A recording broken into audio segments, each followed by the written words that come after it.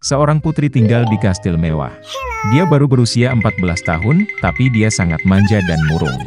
Suatu kali dia menemukan sesuatu untuk bulan April yang akan datang, dan ada bunga musim semi di pesta tahun baru. Dia mengeluarkan keputusan di mana dia mengumumkan awal musim semi, dan berjanji untuk dengan murah hati memberi hadiah kepada orang yang membawa tetesan salju ke istana. Di sebuah rumah kecil di pinggiran kota tinggal seorang ibu tiri bersama putri dan putri tirinya. Putri tiri adalah gadis yang sangat manis dan baik hati, dan namanya Masha. Ibu tiri dan putrinya sangat malas dan marah, dan dengan segala cara mereka menyakiti gadis malang itu. Mereka benar-benar ingin menerima hadiah yang dijanjikan oleh sang putri, tetapi mereka tidak dapat memikirkan di mana mendapatkan tetesan salju di musim dingin. Wanita tua itu memutuskan untuk mengirim Masha ke hutan untuk membawakan mereka bunga musim semi. Putri tiri mulai memohon kepada ibu tirinya untuk mengasihani dia, karena di luar gelap dan dingin. Dan jenis tetesan salju apa yang bisa ada di musim dingin? Tapi wanita tua yang rakus itu tidak mau mendengar apapun. Dia memberikan keranjang yang lebih besar dan mengusir Masha keluar dari pintu. Gadis yang membeku sangat ketakutan di hutan yang gelap. Tiba-tiba, di kejauhan, dia melihat cahaya.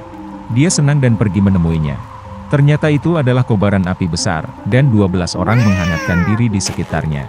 Dengan mengumpulkan keberanian, gadis itu mendekati mereka dan memberitahu mereka bahwa ibu tiri yang jahat telah memaksanya pergi ke hutan dan mengumpulkan tetesan salju. Ternyata itu 12 bulan. Saudara-saudara merasa kasihan pada Masha, dan mereka memutuskan untuk membantunya. Saudara April melafalkan mantra, dan tiba-tiba musim semi datang di hutan dan di tempat terbuka. Salju mencair, rumput hijau muncul, tetesan salju bermekaran. Gadis itu mulai mengumpulkan bunga dan segera mengisi keranjang besar dengannya. April muda sangat menyukainya, dan dia memberinya cincin ajaib. Jika masalah terjadi, dia harus dilempar ke tanah, mantra dilemparkan, dan semua 12 bulan akan datang untuk menyelamatkan. Masha berterima kasih pada mereka dan pulang. Ketika gadis itu membawa pulang tetesan salju, ibu tiri dan putrinya sangat terkejut dengan hal ini. Masha sangat lelah karena perjalanan, dan langsung tertidur lelap. Kakak tirinya curiga ada yang tidak beres. Saat gadis itu tidur, dia menemukan cincin ajaibnya, dan membawanya ke dirinya sendiri. Setelah bangun, putri tiri menemukan kehilangannya. Dia mulai memohon untuk mengembalikan cincin itu, tetapi ibu tiri dan putrinya tidak mau mendengar apapun. Mengambil sekeranjang tetesan salju, mereka bergegas ke istana kerajaan. Ada pohon tahun baru yang dihias dengan indah di istana. Tetapi perayaan yang akan datang sama sekali tidak menyenangkan putri yang berubah-ubah. Dan hanya ketika ibu tiri dan putrinya membawakannya sekeranjang tetesan salju, sang putri mengubah amarahnya menjadi belas kasihan. Ibu tiri tidak dapat menjawab dengan jelas dari mana bunga itu berasal, dan dia harus mengakui bahwa putri tirinya telah mengumpulkannya. Sang putri segera memutuskan untuk pergi ke padang rumput dengan tetesan salju. Dalam perjalanan, dia memandangi Masha yang malang, sehingga dia akan menunjukkan padanya tempat dia memetik bunga. Gadis itu berkata dia akan menunjukkannya, tetapi hanya jika cincin itu dikembalikan padanya. Dari sikap kurang ajar tersebut, sang putri marah dan membuang cincin itu. Tapi putri tiri berhasil membaca mantra. Segera angin kencang bertiup, guntur bergemuruh, dedaunan jatuh dan salju mulai turun. Orang tua Januari muncul di hadapan mereka. Dia mengundang semua orang untuk membuat satu keinginan. Karena takut, sang putri ingin berada di istana secepat mungkin. Masha membuat harapan bahwa semuanya akan kembali ke tempatnya pada waktunya. Musim dingin, di musim dingin, musim panas, di musim panas. Ibu tiri dan putrinya begitu beku sehingga mereka menginginkan mantel bulu dari bulu apapun, bahkan dari seekor anjing. Mengatakan ini, wanita rakus segera berubah menjadi anjing. Mereka diikat ke kereta luncur di mana sang putri akan pergi ke istana. Masha berterima kasih kepada saudara-saudara atas bantuan mereka. Mereka berjanji untuk mengubah ibu tiri dan putrinya kembali menjadi manusia, tetapi hanya jika mereka patuh. Berbulan-bulan memberi gadis itu kereta luncur besar yang indah, yang diikat oleh kuda lincah. Melihat mereka, sang putri meminta tumpangan ke istana. Ini adalah pertama kalinya dalam hidupnya sang putri mengucapkan kata tolong. Dan Masha dengan senang hati setuju.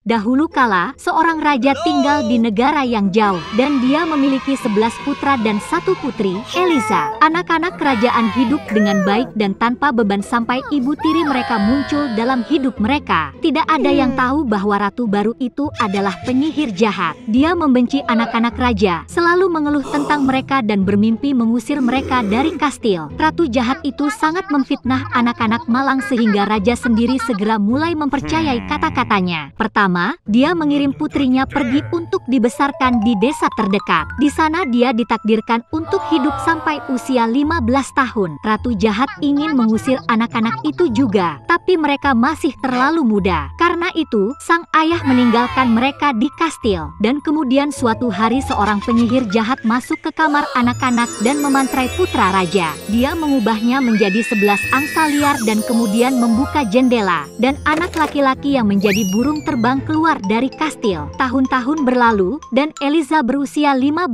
tahun. Pada hari ini, dia kembali ke istana. Sambil menunggu kedatangan raja, gadis itu bertemu dengan ibu tirinya, yang marah karena sang putri sekarang akan tinggal di istana. Dan Eliza, lelah karena jalan, tidak menyadari bagaimana dia tertidur. Setelah memilih saat yang tepat, ratu memasuki ruangan dan memantrai gadis itu. Tiba-tiba, rambut sang putri menjadi kotor dan tidak terawat, dan wajahnya berubah dan menjadi gelap. Saat ini, raja kembali ke kastil. Dia merindukan putrinya dan bermimpi bertemu dengannya. Memasuki ruangan, raja melihat bahwa gadis di tempat tidur sang putri sama sekali tidak seperti putrinya. Dia marah dan memerintahkan untuk mengusir orang asing itu dari kastil. Eliza harus bermalam di hutan. Di pagi hari dia mandi di kolam, mantranya tertidur, dan gadis itu kembali menjadi cantik. Segera dia bertemu dengan seorang wanita tua yang baik hati. Dia memberitahu sang putri bahwa setiap malam dia melihat 11 angsa di mahkota emas di tepi sungai. Kemudian Eliza pergi ke air. Saat matahari terbenam, angsa juga terbang ke sana, yang pada saat itu juga berubah menjadi saudara laki-lakinya. Mereka segera mengenali putri Eliza dan memeluknya. Saudara-saudara memberitahu gadis itu bahwa ibu tiri yang jahat telah menyihir mereka. Dan sekarang setiap pagi mereka berubah menjadi angsa, dan pada malam hari mereka kembali ke penampilan aslinya. Di pagi hari, saudara-saudara berubah menjadi angsa lagi dan membawa Eliza bersama mereka, menempatkan gadis itu dalam sekeranjang kulit pohon willow. Sang putri dengan senang hati terbang melintasi langit bersama saudara laki-lakinya. Baginya itu adalah mimpi yang indah, dan tak lama kemudian dia benar-benar tertidur. Dalam mimpi, peri kastil muncul di hadapannya, yang memberitahu bagaimana Anda bisa menyelamatkan saudara-saudara. Eliza harus mengambil beberapa jelatang dan menenun 11 kemeja untuk saudara-saudaranya, tetapi tidak mengatakan apa-apa. Jika tidak, saudara-saudara itu akan menghilang selamanya. Keesokan paginya, gadis itu mulai mengumpulkan jelatang. Rerumputan membakar tangannya, tetapi Eliza terus memetiknya. Tiba-tiba gadis itu diperhatikan oleh seorang pangeran tampan yang sedang berburu di dekatnya. Dia terpesona oleh kecantikan sang putri dan menghampirinya untuk menyapanya. Tetapi Eliza ingat apa yang peri katakan, dan karena itu tidak mengucapkan sepatah kata pun. Sang pangeran dikejutkan oleh kesunyian keindahan hutan, maka ia segera mengambilnya sebagai istrinya dan membawanya ke istananya. Saat menghabiskan hari-hari di istana, sang putri diam-diam terus menenun baju jelatang. Tetapi suatu hari penasihat pangeran melihat Eliza melakukan ini. Dia menyebarkan desas-desus bahwa sang putri adalah seorang penyihir di malam hari dan seharusnya ditangkap. Seiring berjalannya waktu, sang pangeran pun percaya bahwa istrinya adalah seorang penyihir. Kemudian dia memerintahkan tentaranya untuk memenjarakan gadis itu di penjara. Namun, bahkan di penjara, putri muda terus menenun kemeja.